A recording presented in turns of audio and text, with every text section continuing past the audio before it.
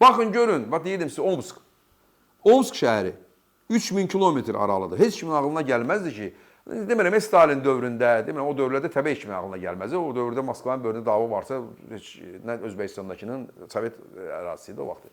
Nə Uraldakının, nə Omskdakının xəbəri yoxdur oradan. Oradan burada güllə gəlib çıxa bilməz ki, ən uzaqbaşı güllə gedər 15 mərmin deyirəm də. Nə bilim, hardasa 8 kilometr, 10 kilometr o vaxtçılarda, uzaqbaşı 15 kilometr. 3000 kilometr.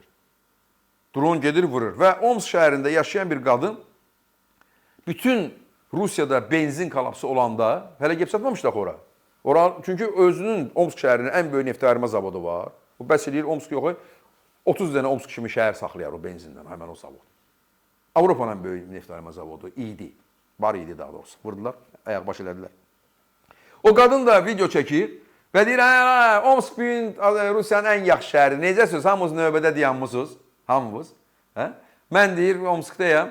Burada heç növbə falan da yoxdur. Elə üstünə bir... Baxın, görün necə dönəcək qadın və 2 saatdan sonra nə danışacaq. Əvvəllə danışırdı, 2 saat sonra nə danışacaq. Bax. Омск – лучший город в стране на данный момент, потому что мы не знаем про очереди на заправках, мы не знаем про 120-200 рублей за литр. Ну что, денек порадовалась я. Ладно, не денек, побольше. Я не знаю, мне там штраф мне какой-нибудь прилетит. Короче, завод нас сейчас бомбят. Bitiyan da gəlib çatacaq oraya. Причинно-следственной связи yoxdur ki, bu Omska və Çitaya və yaxud da Vladivostoka, Volqograda aid olan bir şeydir. Bu ümumi Rusiyaya aid olan bir şeydir və bu bəla hökmən bütün ölkəni alacaq və bütün ölkə böyük quyuya və böyük rəzilliyə, aclığa, belə də benzin, təkcə benzin internet söhbəti deyil, oranı çox böyük bəla gözləyir. Əgər müharibəni saxlamasa. Baxın, NATO indi orada yığılışıb. Zelenski, NATO'nun üzvü kimi ora dəvət olunub. Zelenski NATO'nun üzvü deyir ki, onun nə işi vardı orada? Orada NATO dövlətlərinin rəhbərləridir. Zelenski oradadır, hamı ondan uzaqlaşır. Çünki Zelenski bir NATO'ndan güclüdür, NATO'nu qoruyur, Avropanı qoruyur və dünyanın ən güclü ölkəsinə, hərbi ölkələrindən birinə çevrilir. Məncə ən güclüsünə çevrilib indi. Ən güclüsüdür. O indi ordu ilə, həmən o drone, həmən o Budanovlarla, həmən o Fyodorovlarla, həmən Macarlarla üzbəüz gəlmək çox çətindir. Məncə mümkünsüzdür. Rusiyanı diz çöktürürlər. Növbələrin ucu bucağı yox. Ucu bucağı. Baxın, indi mən sizə danışa-danışa Azad bəy göstərə bilər. Baxın, bilirsiniz, növbədən növbəyə fərq var. Yəni, bir növbə var ki, ümid var ki, sabah bir sisterni ilə benzin gətirəcəklər və burada məntiqədə benzin olacaq. Bir də var, bu belə növbələr. Bu növbə deyil, bu fəlakətdir. Baxın, bir baxın ona. Baxın. Baxın, fikir verirsiniz. Həm də yük, böyük maşınlar, kiçik maşınlar. Bu, dünən çəkilmiş videodur. İndi bu, sabah bundan da pis olacaq. Bunlar gözləyirlər ki, sabah düzəlməyəcək. Bəzi də orada başdan biraz həmən o pozulmuş individumlar orada danışırlar ki, o vaxt nə olsun, bir vaxtı Qreçka da belə oldu, sonra təzədən yarandı da. Qreçka ilə benzinin fərqini bilməyən mütləq bu hala düşməlidir. Yəni, Qreçka bizim dildə qarabaşaqdır, bilməm, sonradan tapılır o sözü, mən uşaqda isə eşitməmişdim. Heç dünyada, baxın bu şey insanlar. Bu növbələrə baxın. Həmən o qarabaşaq bir vaxt yoxa çıxıb Rusiyada, bir-iki həftəlikdə, sonra o nədir, çəzən alıb gətirəcəklər, doldu, 2 dənə aldın evə, tarışı getir. Benzin başqa şeydir, benzin ölkənin, qansız qalır ölkə. Ucu bucağı yoxdur. Mən başa düşmürəm o növbələri niyə də yanımlar. Nə ağıllı, nə gözəl gedişlə Rusiyanı bu hala salmaq mümkün imiş. Mən Ukraynalılar kreativ, ağla malik olan bir toplumdur. Sovet İttifaqının kosmos məktəbini Ruslar deyil, Ukraynalılar icad edirlər. Tsiolkovski da Ukraynalıdır, Korolyov da Ukraynalıdır. Bugünkü Fyodorov kimi. İdmanda da böyük yüksəliş, o Dinamo Kiyev, o hamısı Ukraynalılardır. İkinci Dünya müharibəsində də savaşan, orada savaş gedib, o partisanlar hamısı Ukraynalılardır. Rusiyanın içi Ukraynalılarından doludur. Siz baxın bu növbələrə, siz baxın bu biabırçılığa. Bu, ucu bucağı olmayan növbələr ona gətirib çıxardı ki, siz bu təkcə mülki maşın deyil axı. Yük maşınları dayanacaq, logistika dayanacaq, kombaynlar dayanacaq. Sonra salyarkanın qiyməti artırsa, ki artır təbii ki, o dizelin qiyməti artanda nə qədər artıb? Siz təsəvvür edin, Krımda artıq 1 litri 400-300 rublə tapa bilərsən, 500 rublə lap yaxşı tapa bilərsən. Bu hardasa bizim pulla 4 manata, 3 manatdan artıq, bəzən 5 manata gəlib çıxır, litri benzinin. Salyarka ondan da bahadır. Çünki indi həmən o yığım mövsümüdür. Nə bilim, o Rusiyada işləyirlər axı traktorlar, kombaynlar. Yoxdur, yanacaq. Baha qiymətə, çünki batır o mal. Baha qiymətə nəsə tapıb onu eləyirlərsə, sabah o mal dükana gələndə, orada mən buğda çörəyinəm, istənilən bir məhsul. Dükana gələndə onun qiyməti 5 dəfə artıq olacaq. Bu bəsi də hesabdır. O necə? Onun meydana gəlməsi, ərsə gəlməsi üçün xərcləyəcək 5 manat. Gətirib dükanda 1 manata satacaq. Xeyr. İndi dükanda 1 manatdır. Əgər indi 5 manata başı gəlirsə, dükanda 10 manat olacaq. 10 dəfə artacaq qiyməti. Tapsaz. Bu dəhşətli kolapsdır. Təcili yardım maşınları. İstəyirsən evdə öl, istəyirsən mayalla ağaç, yoxdur benzin. Neyin istəyirsən? Baxın, görün, Moskva şəhərinin Mıtışin. Məşhur Mıtışin. Yazıladı bizdə metro vagonlarına yazırlar Mıtışinski zavod filan. Həmən o istehsalı olan varlı bir bölgədir Moskvanın bölgəsində. Baxın, görün, bir xəstəxananın, təcili yardım xəstəxanasının mərkəzinin baş həkimi nə danışır? Baş həkim. Уважаемые депутаты Московской областной думы, говорит главный врач ГБУ ЗМО, городская больница номер 1 города Мытищи. Сообщаю о полном отсутствии горюче-смазочных материалов в нашем учреждении. Запасы бензина и дизеля исчерпаны. Из-за этого остановлен выездной автопарк. 48 машин скорой помощи находятся в боксах и физически не могут принять вызовы от диспетчерской службы. Остановлено внутреннее логистическое обеспечение. Служебные машины не работают. Поэтому мы не можем доставить продукты питания в палаты стационара и транспортировать тяжело больных пациентов на компьютерную томографию и МРТ в соседние корпуса. Это свидетельствует о нарушении регионального плана снабжения медицинских учреждений. Требую обеспечить заправку техники в течение ближайших 2 часов. В противном случае к вечеру у нас будет 27 мертвых тел. Akşama deyir, benzin gəlməsə 27 meyit hazırdır. Benzin budur.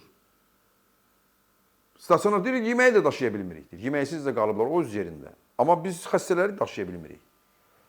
Dərmanları daşıya bilirik, ilacları daşıya bilmirik. 2 saatdan sonra tələbimdir bundan ibarət. 2 saatdan sonra benzin gəlməsə, axşama 27 meyit hazırdır. Ancaq bu axşama. Sabah 50 meyit olacaq. Dağılır bu ölkə. Amma bu adam ziyalıdır, bəli. Çünki daha doğrusu savadlıdır. Ziyalı olduğunu bilmirəm. Savadlıdır. Çünki həkimdir. O biyaxçıların gözü bir dənə söyüş çıxmadı ağzında. Biyaxçılarına fərqlidir. Amma o da demir ki, müharibəni saxla. Bu benzin ora aiddir. Причинно-следственной связи. Pozulmuş beyin. Tələb edirəm benzin. Hardan tələb edirsən benzin? O dronla vururlar. Dün neftarıma zavodu hamısını vurublar. Ən böyük neftarıma zavodu hamısını vurdular. Onlar 2 ilə bərpa olunar ya olunmaz. Amma bərpa olunmayacaq. Niyə? Çünki bərpa edən devlət deyil. O neftarıma zavodu devlət biri Lukoylundur, biri bilmirəm Rosneftindir, biri nə qazındır, baş neftindir, biri ayaq neftindir. Orada cürbəcür onlar sahibkardır. Sahibkar vurdun bunun zavodunu. Sən dövlət qoruya bilmədin. Sən qorumalıydın da bunu. Çünki o saxlayırdı ölkəndə. Vurdun və dövlət də deyir ki, tez elə təmirlə. Bu deyir, axı mən bunu bir də təmir eləsəm, əlimdə olan pulu da bura qoysa, bu da bir də vuracaq axı. Onda nə olacaq? Kim cavab verəcək mənə? Kim verəcək mənim pulumu? Onun üçün də onu təmir eləməyəcək. Siz də olsanız, mən də olsun təmir eləmərəm. Onun üçün vuracaq da bunu. Əgər bu gün vurubsa, sabah 2 dəfə ondan artıq vuracaq. Ondan da böyük icadlar gəlir, ondan da böyük Avropadan gələn dronlar var. 140 milyarddan gedir söhbət. 70 milyard biri veriblər, 140 milyard biri veriblər, İsveçin o təyyarları verəcək. Amma nə var hamısını verəcəklər onlara. Hamısını. Əla bir, özü zarafatçılıq da Zelenski. 100% mən Trump bilirsiniz də Putinlə uzun müddət NATO samitinə getməmişdən əvvəl, uzun müddət. Həm Zelenski ilə qısa müddətli, amma Putinlə çox uzun müddətli telefonla danışıb. Və qəribə bir sual verdi bugün Zelenskiyə. Zelenski də şoumen daxı mən kimi bizim sənətimizdə, peşədə üzbəyüz polemikada bizdən heç kim bacara bilməz. Heç kim. Nə həkim, nə siyasətçi, bilməm nə, heç kim də, nə alim, polemikada, yəni hazır cavablıqda. Çünki bu şovmen peşəsinin əsas fundamental gücüdür. Zelenski de şovmen, düzdür, Trump da şovmendi. Onun da televiziya proqramları falan var. Ama Zelenski kimi deyil də. Şovmenlərin də kalitesi və səviyyəsi var. Mən əminəm ki, Putinlə mənə elə gəlir ki, və düşüncəmə də əminliyim var ki, Putinlə telefonla danışanda deyib ki, bir görüşəndə soruş ondan, mən onu deyirəm Moskvaya gəlsin, soruş ona görə Moskvaya gələ bilər məndən danışmağa. Və Trump da gözlənilmədən Zelenski ilə bu günə müzbəriz oturub, səsləndirdi onu ki, biz danışıqlara da edirik, sən Moskvaya gedəcəksən danışıqlara. O da qayıtdı ki, Zelenski dedi ki, mən böyük məsələ də öyle gedərəm Moskvaya, amma orada Ukraynanın dronları uçur, onun üçün qorxuram. Ya bu Zelenski'dir, başa düşürsünüz. Və Trump hamı da gülüşdü. Trump da bir söz tapmadılar. Neynəsin dedi. Düzdür, o da şovmen, amma da yaş da keçib cavab verəmədim. Amma mən xoşlayıram, bir dəfə Türkiyədə Mehmet Ali Ərbin var belə bir şovmen. Antalya'da otellərin birində biz üzbəüz belə polemikamız olmuşdu səhnədə. Dedilər ki, Azərbaycan ünlü şovmeni, o təbii ki, məni tanımırdı, amma Mehmet Ali Ərbini biz burada da tanıyırıq, o məşhur şovmendi və üzbəüzdə qəribə belə bir polemikamız oldu.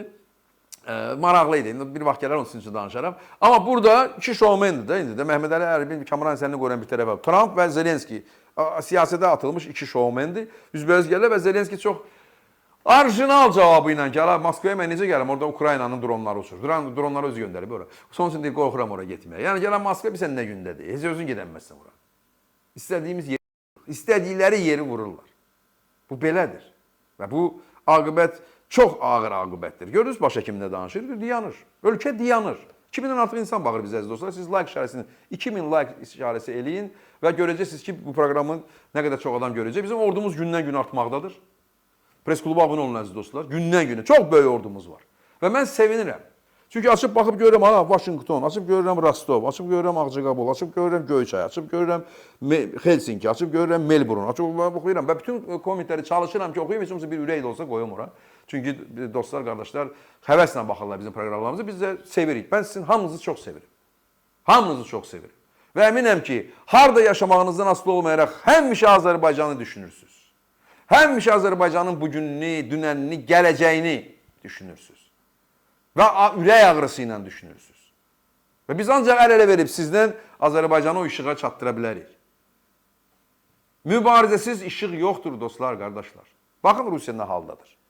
Bax, bu hamısı siyasətdən uzaq olmağın nəticəsidir. Kimdən soruşurdunsa bir il bundan əvvəl, bana dağıdırlar. Bayaq dedim, o səhnəni mən istəyirdim təsvir eləmək və gən təsvir eləyəcəm. Müharibənin ilk günlərində Kiyevi bombalayırlar. Gördünüz, sıra gün bombaladılar bir cavan ailə, oğlan, həyat yoldaşı, bir də öz oğlu ilə. Qalıblar beton altında, bir ailəni öldürüb, Putin, siz necə, çox pis sonluq olacaq onun, çox pis Rusiyanın da. Və Rusiyada sevinir, tahta başına bir yerdə, gördüm Putin vurdu orada. Amma o səhnə dəhşətli səhnədir. Mən amma müharibənin əvvəlində gördüyüm səhnəni bir də təkrar edəcəm, dəfələrlə bunu təkrar edəcəm. Bir 5 yaşlı uşaq, 5 yaşlı, çocuk, oğlan uşağı və soyuq ayları idi. Kimsə evdən nə tapıb geyindirib onu. Evinə bomba düşüb, atası, anası ölüb. Evin tək uşağıdır. Əlində hansısa bir zəmbil. Ağlaya-ağlaya Polşanın sərhədini keçirdi. Tək 5 yaşlı uşaq. Mən bir babayam. Mən bir atayam. Və çox da kövrək adam deyiləm, açığı deyim sizə. Kövrək olaram, siz çox kasıb adam görəndə, pişiyi görəndə, hansısa heyvan əzilmiş görəndə, uşağı görəndə, yaşlını görəndə həm kövrəyəm. Belə mən həyatda kövrək adam deyiləm. Nə əskərlikdə, nə məktəbdə, nə institutda bir kövrəkliyim yoxdur. Sentiment var, sentimentalda var, amma kövrək adam deyiləm. Amma o uşağı görəndə mən ağlamaya bilməzsən. Belə əclaflıq olmaz. Tanrı var. Və siz indi ağlaşırsınız. O uşaq kimi yox hələ. Hələ benzin üçün ağlar. Hələ benzindir gəlib. 5 ildə öldürürsünüz, onlarda bir dənə belə ağlayan çıxmıyor. Ortalığa onlar mərdanə dayanıblar. Slava Ukrayini. Geroyam slava. Mərdanə dayanıblar. Bir dənə elə video yoxdur. Nəsə ağlaşırsınız. Hələ harasıdır. Böyük dəhşətlər irəlidədir. Və baş həkim bugün deyir ki, açıq ki 27 Mayın axşam hazırdır.